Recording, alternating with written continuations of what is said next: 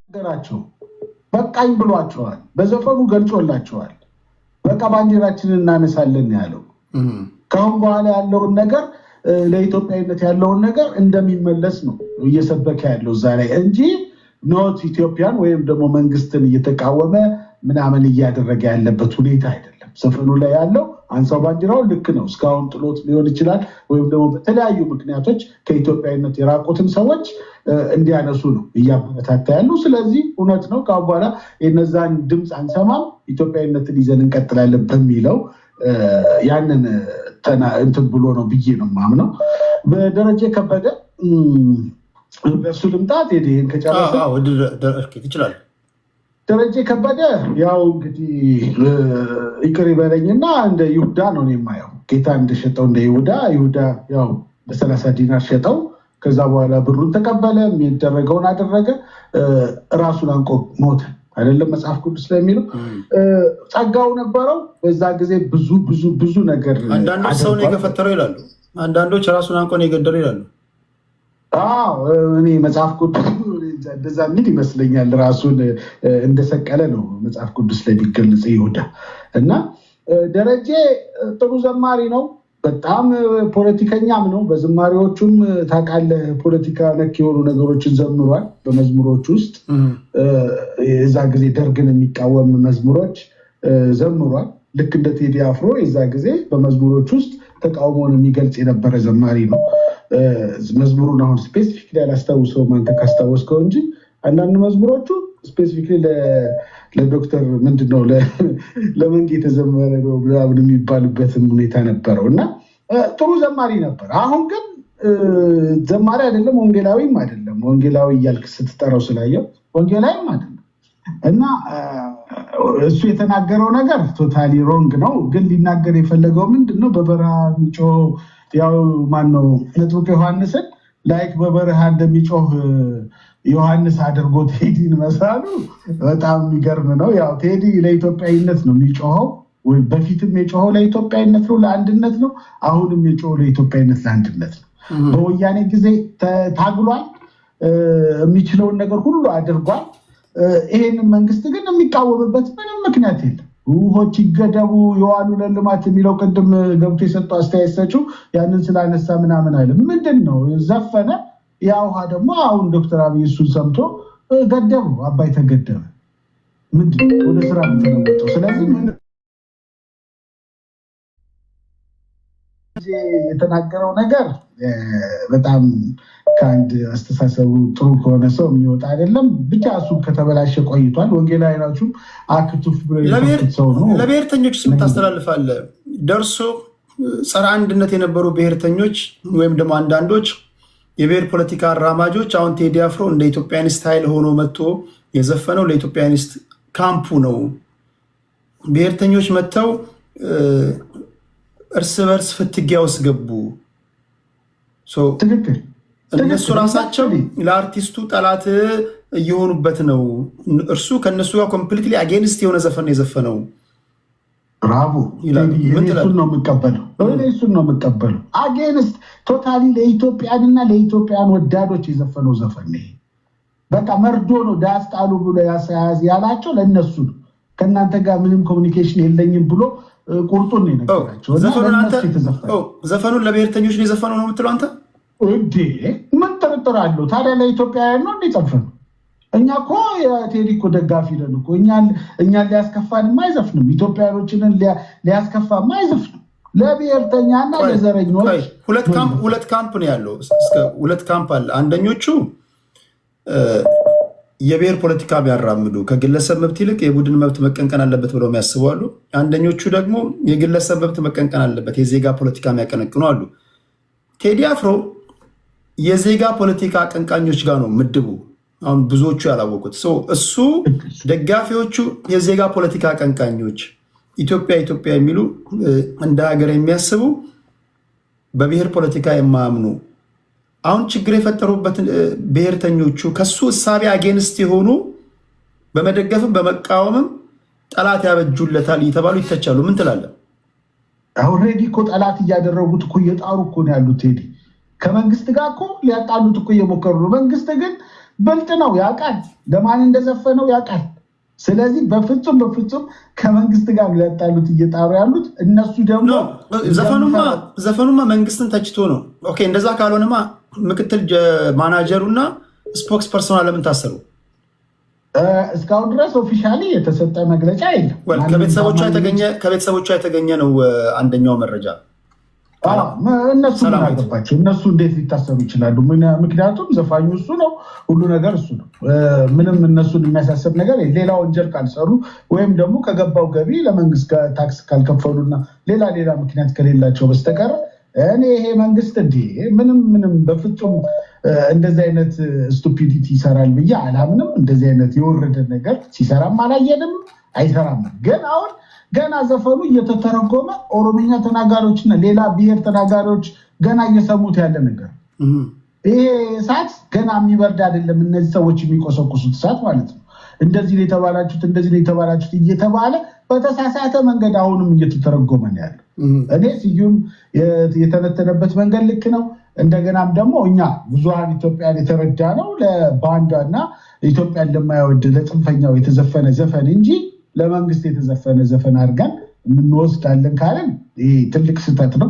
ብዙ ጊዜ እንደዛ እያሉ ሲያቀነቅሉ እነሱ ያሉትን እያስተጋባን ያለ ነው እና ልክ አይደለም ብዬ አምናለሁ። ስለዚህ ይሄ ነው ሀሳቤ። አመሰግናለሁ፣ ከልብ አመሰግናለሁ። እግዚአብሔር ያክብርልኝ። የመጨረሻ አንድ አድማጭ እሺ፣ ፈጣን ናቸው በጣም ቶሎ ነው የሚደወለው። እሺ ቶሎ ሄሎ ቴዲ፣ ጤና ይስጥልኝ። ጤና ይስጥልኝ። እንደምን ዋልክ? አለሁ እግዚአብሔር ይመስገን። በቴዲ አፍሮ ዙሪያ ላይ በሶሻል ሚዲያ በሰፊው መነጋገሪያ ስለሆነ ጉዳይ አድምጠሃል? አንብበሃል? ሰምቻለሁኝ። ያው ዜሩም እየተከታተልኩ ነበር። እሺ ምንድን ነው ያንተ ሀሳብ? ምን መሰለህ ቴዲ፣ ያው እንግዲህ ችግር ውስጥ ነው ያለ ነው እንደ ሀገር።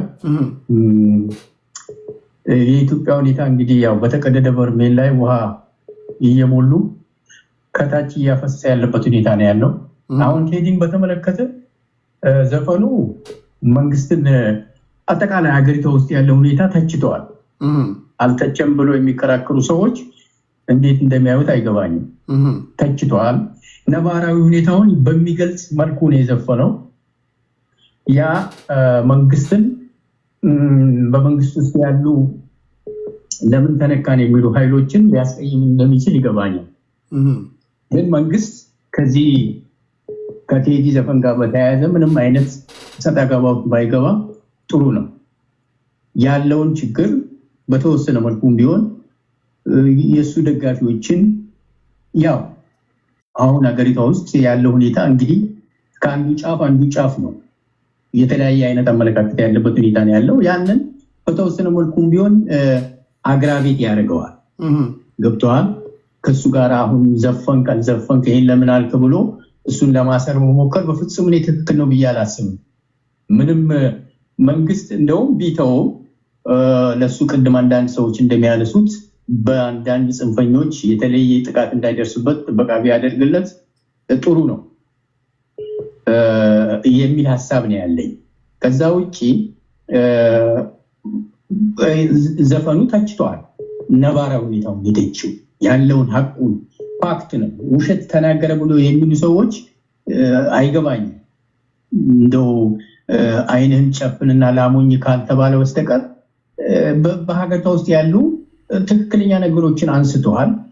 ያንን ማንሳቱ ከዚህ በፊትም ያደረጋቸው የነበሩ በተለያዩ ባለፈውም ስርዓት በቁጥር አንድ ኢህአዴግም ጭምር ያደረገው የነበረው እንቅስቃሴ አስመልክቶ አድርገዋል። ያንን በህግ ሊያስጠይቀው የሚችል ነገር አለ ብዬ አልልም። ነፃ ሀሳቡን መግለጽ አለበት። አገሪቷ እንግዲህ መንግስት ወደ ዲሞክራሲ ወስዳታለሁ፣ ሰዎች ሀሳባቸው መግለጽ አለባቸው ተብሎ በምትባልባት ሀገር ውስጥ ይሄንን ቢያደርግ ወደ ሌላ ጫፍ መሄድ አለበት ብዬ አላስብም። ትክክልም አይሆንም። የበለጠ ነገሩን አግራቤት ያደርገዋል በተወሰነ መልኩ የሚል ሀሳብ አለኝ።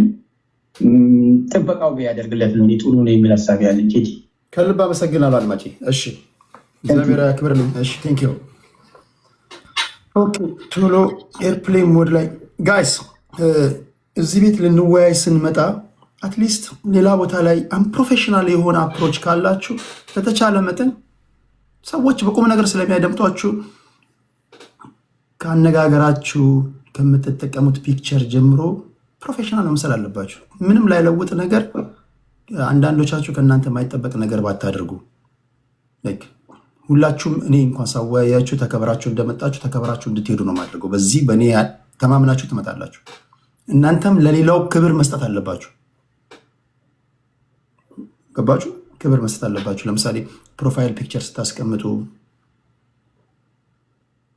የእናንተም የተቃዋሚ ጎራ ላይ ወይም ደግሞ ጫካ ያሉ ታጋዮቻችሁ እንኳን ፎቶዎቻቸው ለምሳሌ አንድ ሰው የዘመነ ካሴ ፎቶ ዘቅዝቆ ፕሮፋይል አድርጎ ቢመጣ አላዋየውም፣ አላስገባውም።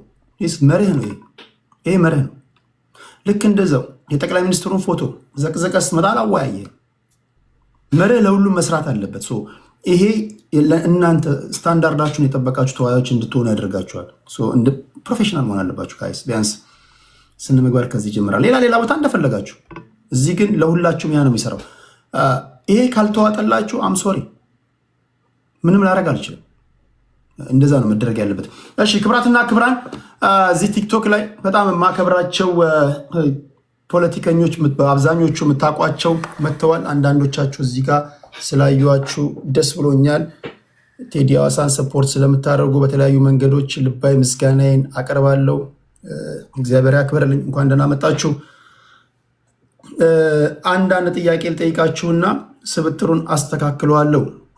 ኤርሚ ቴዲ አፍሮ መታሰር አለበት የለበትም ከሚሉት ወገን ለአሰራር እንዲመቸን ንገረን ኤርሚ። እንዴት ነህ ቴዲ? ሰላም ነው አለው። እግዚአብሔር ይመስገን። መታሰር አለበት የለበትም? አዲስ ታይምስ የለበትም፣ ኢቶሪካ ኦብቪየስሊ የለበትም፣ ቴምር የለበትም። ነሽ ኢሳ መታሰር አለበት የለበትም ከሚሉት ነው። የለበትም። እንደው ግን አንድ ምሳሌ ባቀርብ ይፈቀድልኝ? ቆይ ጥያቄ አጭር ነው፣ ለስብጥር እንዲመቸኝ ነው። እሺ አላስገባ የእኛ ድምፅ አልተሰማም እንዳትሉ፣ ቴዲ አፍሮ በህግ መጠየቅ አለበት የምትሉ አላችሁ። ከእነሱ ጋር ትከራከራላችሁ አላችሁ። መጠየቅ አለበት፣ የእናንተም ድምፅ ይሰማል። የእኔ ኃላፊነት መድረክ ማመቻቸት ነው። እሺ ዋንጋሪ የህግ ሰው ይታል። ዋንጋሪ ሪኩዌስት አላክም እኮ። እሺ ቀሪ መታሰር አለበት ለምትሉ ነው መሰጣችሁ። መታሰር አለበት መጠየቅ አለበት የምትሉ አላችሁ። አንድ ዋንጋሪ ገብቷል። ሌላ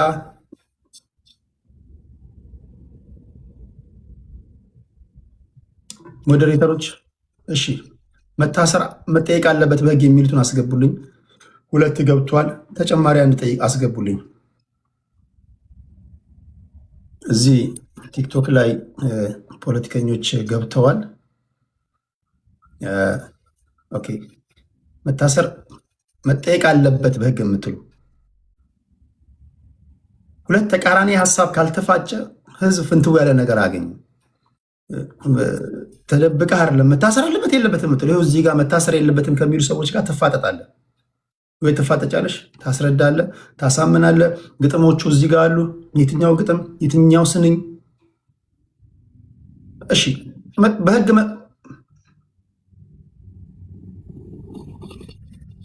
እሺ እንዲህ ካለ ከሞቀ ቤት ይህንን በጌታ ፍቅር ለአንዴና ለመጨረሻ ጊዜ እናባረዋለን።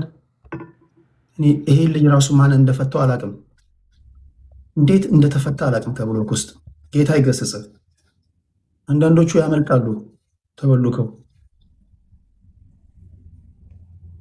እሺ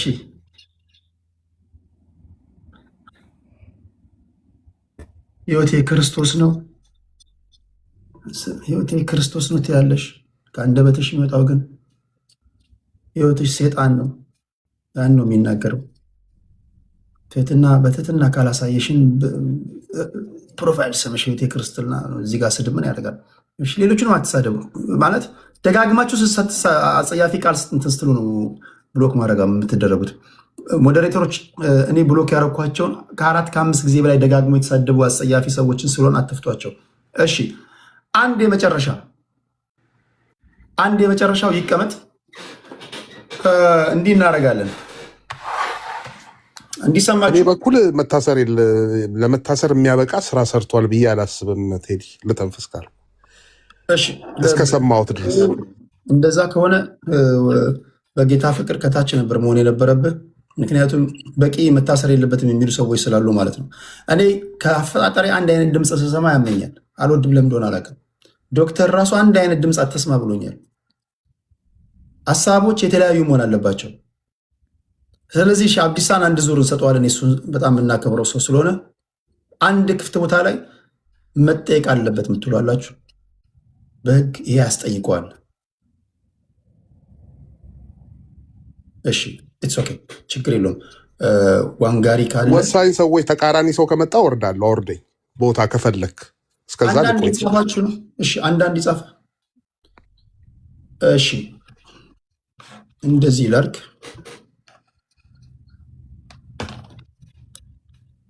እስኪ ተናገሩ። ኦኬ ድምጻችሁ ይሰማል። ኦኬ የመጀመሪያው ነገር ከኮንተንቱ ጋር ነው የምናወራው። ከኮንተንቱ ጋር ቴዲ አፍሮ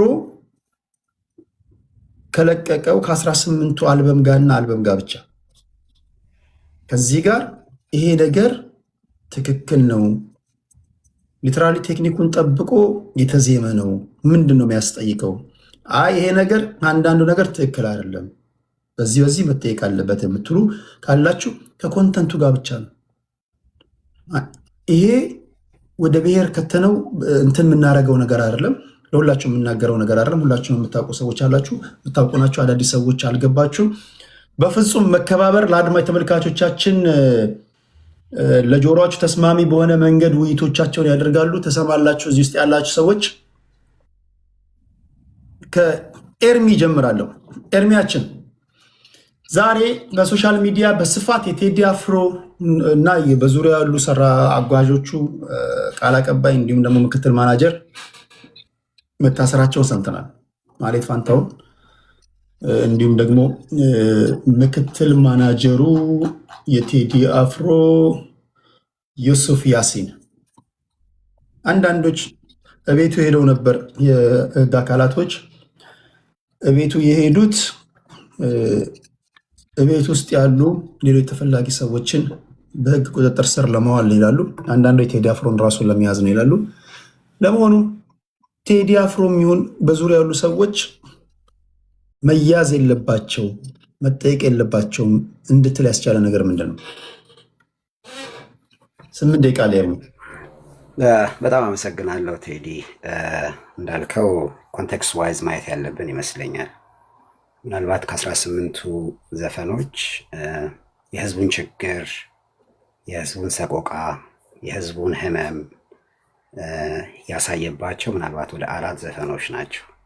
በተለይ ከ4 ዘፈኖቹ ደግሞ አንደኛው ዳስ ጣለ ልቤ የሚለው ምናልባት የአብዛኛውን ወይንም የብዙሃኑን በውስጡ የተቀመጠውን በውስጡ ያዘለውን በተለይ ላለፉት 8 ዓመታት የነበረውን የኢትዮጵያ መከራ፣ የዜጎች ስቃይ በደንብ የገለጸበትና ያሳየበት ነው። ከዛም ባሻገር እያንዳንዱን የግጥሞቹን ስንኝ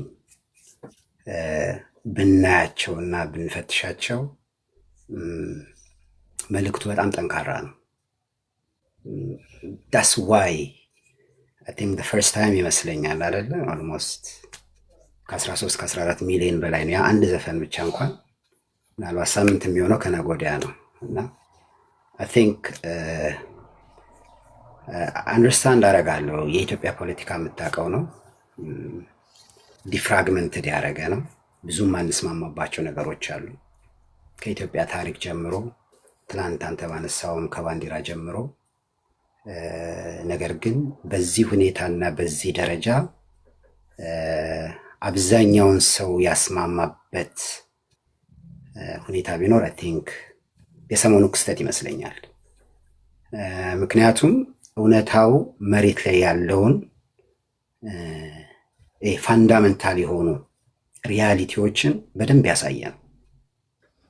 የተወሰኑ ስንኞችን ባነሳለ ባሳደቀኝ ቀዬ ባደግኩበት መንደር ባይተዋር ሰው ሆኜ እንደሌለው ሀገር ያቆምኳትን ሰንደቅ ተፈትኜ በሳት እንዴት አቀርቅሬ ባንዲራዬን ላንሳት። ባለፉት 8 ዓመታት ብዙዎቻቸው ህይወታቸውን የሰጡበት፣ ብዙዎቻቸው ዋጋ የከፈሉበት፣ ብዙዎቻቸው አሁን ላለንበት ኢትዮጵያ ለምትባለው ሀገር መኖር መስዋዕት የሆኑበት። ባይ ዘ ዌይ ባንዲራ ሲምቦል ነው፣ አይደንቲቲ ነው፣ ማንነት ነው። ከዛ ባንዲራ ጀርባ ያለው ህዝብ ነው። ከዛ ባንዲራ ጀርባ ያለው መስዋዕት የከፈለ የሁሎች ከአያቶቻችን ጀምሮ የተደረገ ነው። በተለይ ደግሞ ለኢትዮጵያ which is very special ቀዩ ሁሌም ሊያሳየን የሚችለው ነገር ከሬጅን ነው፣ ስትሬንግዝን ነው፣ ጥንካሬን ነው፣ ጀብደኝነትን ነው። አረንጓዴውን ብትወስደው ኢትዮጵያ ያላትን ልምላሜን ነው፣ ሆፕን ነው የሚያሳየው። ቢጫውን ብትወስደው ደግሞ በዛች ሀገር ውስጥ ፍትህን ነው፣ ካልቸርን ነው፣ እምነትን ነው፣ እነዚህን ነገሮች ነው። ስለዚህ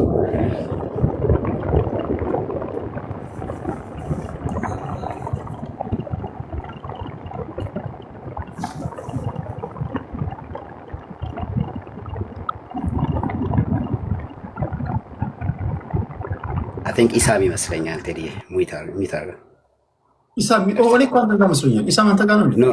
ኢሳም ጋር ነው እኔ ጋር ሶ እነዚህን ነገሮች ስታይ በተለይ ላለፉት 60 ዓመታት የነበረው የፖለቲካ ውጥንቅጥና የነበረው ተረክና ትርክት ይህንን አገር እንዳያያዝና አንድ ላይ እንዳይቆም አድርጎታል። ናሽናል ዩኒቲ የምትለው ነገር የለም። ፕላስ የምንስማማባቸው ነገሮች እስቲ ንገረኝ። የሰው ልጅ በስቃይ በመከራ በሰዎች ሐዘን በሰዎች መገደል በንጹሐን ግድያ መስማማት ካልቻለ በየትኛዎቹ አጀንዳዎች ላይ ልትስማማ ትችላለህ? መቅደም የነበረበት ሰብአዊነት ነው። አየህ፣ ያንን ረስተነዋል። ሁላችንም የራሳችን የሆነ ቦክሶችን ፈጥረናል። አየህ፣ ፍራግመንትድ ሆነናል። ይሄን የምንል ከኤሊቱ ጀምሮ ታች ድረስ ወርዷል። ያው ፖለቲካ ደግሞ የሚቀነቀነው በኤሊቱ ነው። ይሄ ልዩነት እንዲፈጠር ተደርጓል። ስለዚህ በባንዲራው ላይ የነበረው ከታሪክ ጋር ተያይዞ ያሉት ትርክቶችና ተረኮች አሁን ላይ ለገባንበት ክርክር፣ ጭቅጭቅና ንትርክ እንደውም ልዩነት ሆኗል ማለት ነው። አየህ፣ ስለዚህ ነገሮችን ቁጭ ብለን ዲስከስ ማድረግ አንችልም። ብዙ ጊዜ አንተ ቤት አየዋለሁ። ራይት፣ ሚውቹዋል የሆነ ሪስፔክት ያስፈልጋል፣ ዲያሎግ ያስፈልጋል። ልዩነት ኢትስ ኦኬ ራይት። ነገር ግን መነጋገር መቻል አለበት። ካልተነጋገር መፍታት አትችልም። ጦርነት ሁሌም መፍትሄ አይደለም ባይዘወይ። ስለዚህ እነዚህን ነገሮች ስታያቸው እየሄድንና እየሆንን ያለው ነገሮች በጣም ከባድ ነው የሚሆነው። ግን ወደ ስንኙ ስመለስልህ በተለይ አሁን ያለው የፖለቲካ ሁኔታና ሂደት ኮሚኒቲውና ጋቨርንመንት የምትለው ትረስት አጥቷል ነው። አንድ ጋቨርንመንት ወይንም አንድ ህዝብ ባለው መንግስት ላይ ትረስትን ካጣ፣ እምነትን ካጣ የጊዜ ጉዳይ ነው እንጂ ችግሮች መፈጠራቸው አይቀርም። በተለይ ደግሞ እንደ ጋቨርንመንት ወይንም እንደ አንድ ኃላፊነትን እንደወሰደ ህዝብን እንደሚያስተዳድር ቤዚክ የሆኑ ፋንዳመንታል የሆኑ የአንድን ስቴት ወይንም የአንድን መንግስት ወይንም የአንድን ህዝብ በተለይ ከሰላምና ከህግ ማስከበር ጋር ማስጠበቅ ካልቻልክ፣ አንድ ፍትህን መስጠት የማትችል ከሆነ፣ ሁለት በሶስተኛ ደረጃ ደግሞ እነዚህን ሶስቱ ነገሮች በደንብ እንሰማኝ ይፈልጋለሁ። በተለይ ይሄ ራሲዝም ሆነ ዘረኝነት ኖሮ ህዝብንና መንግስትን የምታስተዳደር ከሆነ መቼም አንድ ልትሆን አትችልም። ራሲዝም ስትል እነዚህ 3 ኮምፖነንቶች ነው ያሉት። ኮንትሮል ኦፍ ሪሶርስ፣ ኮንትሮል ኦፍ ኦፖርቹኒቲ ኤንድ ኮንትሮል ኦፍ ፕሪቪሌጅ ነው። እነዚህን 3ቱን ነገሮች ስታሳጣው ማህበረሰብን ያው መሳሪያ ማንሳቱ አይቀርም፣ ምንም ጥያቄ የለው። በማንነቱ ስታሳድደው ሰላማዊ የሆኑ መንገዶች በሙሉ ስትዘጋ ኢትስ ናቹራል ባይ ዘ ዌይ ተፈጥሯዊ ነው። ልታቆመው አትችልም። መኖር አትችልም ስትለው፣ መንቀሳቀስ አትችልም ስትለው፣ እድል መስጠት ስትነፍገው ሪቮክ ያደርጋል። ይሄ ምንም ጥያቄ የለውም። ስለዚህ ችግር ያለው 3 ነገሮች ላይ ነው። እነዚህ 3 ነገሮች ላይ በሰከነና በተረጋጋ መንገድ የምንሰራ ከሆነ አይ ቲንክ ሶሉሽን ማምጣት እንችላለን። ሰምቻለሁ። 3 ነገሮች ሲስተም፣ ስትራክቸር፣ ኢንስቲትዩሽን። እነዚህ 3 ነገሮች የሉንም። ተቋም የለንም፣ ስርዓት የለንም፣ መዋቅር የለንም። በተለይ እንደ ሲቲዝንስ ሲቪል ራይት የለህም፣ ሶሻል ራይት የለህም፣ ዲሞክራቲክ ራይት የለህም። አየህ። በአራተኛ ደረጃ ደግሞ በሀገሪቷ ውስጥ ያለውን የትኛውንም ምጣኔ ሀብት ራይት ኢኩዊትሊ ዲስትሪቢዩትድ ማድረግ የማትችል ከሆነ የሚከፋ ሰው ይኖራል፣ የሚገፋ ሰው ይኖራል። ስለዚህ ትልቅ ችግር ብዬ የምለው ነገር ምንድን ነው?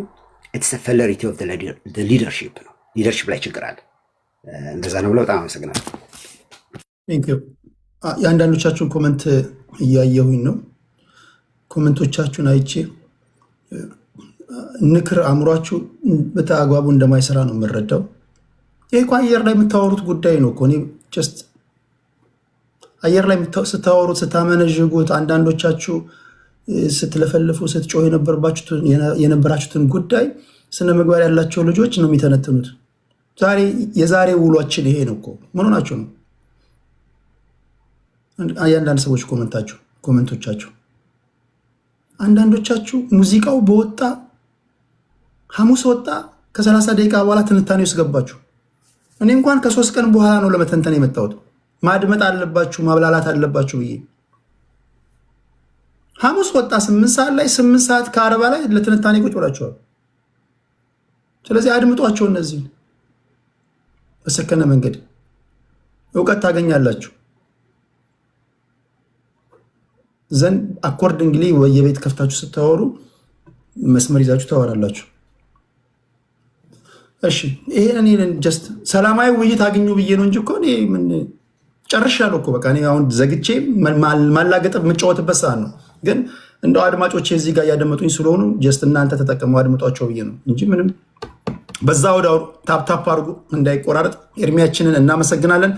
ወደ አዲስ ታይምስ እንሄዳለን። አዲሳችን ምን ትላለህ ወንድሜ? ቴዲ ሰላም ብያለሁ። እንግዲህ ሰሞኑን እኔ አይ ቲንክ መሰረታዊ ነገር ቴዲም አንተ ቴዲ አፍሮን ሳይሆን ቴዲ ሐዋሳ አንድ ሰው እንዲሁም በጣም ወዳጄ በፌስቡክ ቴዲ እንዲህ ብሎ ጠይቋል ብሎ እንትን አለኝ ላከልኝ። ቴዲ አፍሮ መታሰር አለበት ወይ የሚል ጥያቄ። እኔ ያንተን ሀሳብ ገብቶኛል። ያው ለውይይት አንቀጽ መስጠት ነው፣ የውይይት ርዕስ ነው።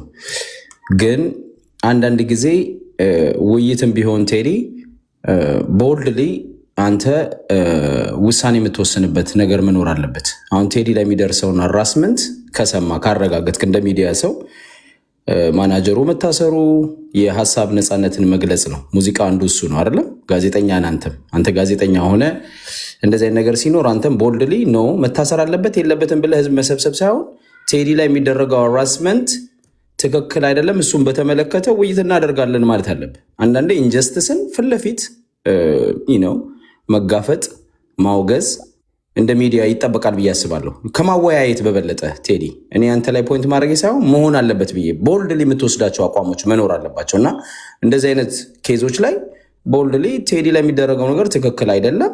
ቴዲ ዘፈን የዘፈነው ሀሳቡን የገለጸው የሀሳብ ነፃነት መከበር አለበት። ስለዚህ ቴዲ ላይ የሚደረገው አራስመንት ይቆም።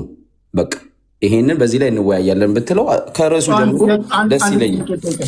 የአንተ ሀሳብ ምንድን ነው? የአንተ አሁን የገባው ምን ለማለት ነው? ቴዲ አፍሮ መታሰር የለበትም ለምን ይጠይቃሉ? ቴዲ አፍሮ መታሰር ሳይሆን ቴዲ አፍሮ በምንም ታምር ሊጠየቅም አይገባም። ሙዚቃ ነው። ከታች አንተ ከተናገርክ በኋላ ደግሞ መጠየቅ አለበት የሚል ሰው አለ። እኮ አንተ ግን የራስን አቋም ያዘለህ። የኔ ፕሪንሲፕል እናንተን ለውይይት ማቅረብ ነው። አንተ ለሱ ትመልስለታለህ።